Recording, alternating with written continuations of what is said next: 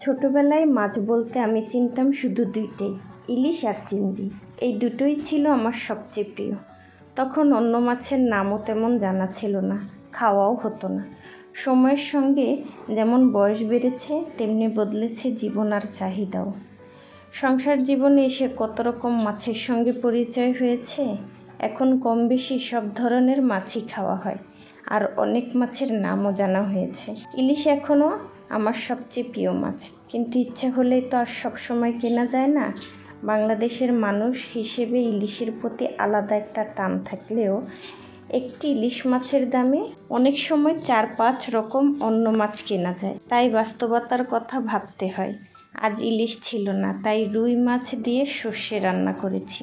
বিশ্বাস করুন, খেতে এতটাই মজা হয়েছে যে বারবার মনে হয়েছে আমি এত সুন্দর রান্না করতে পারি।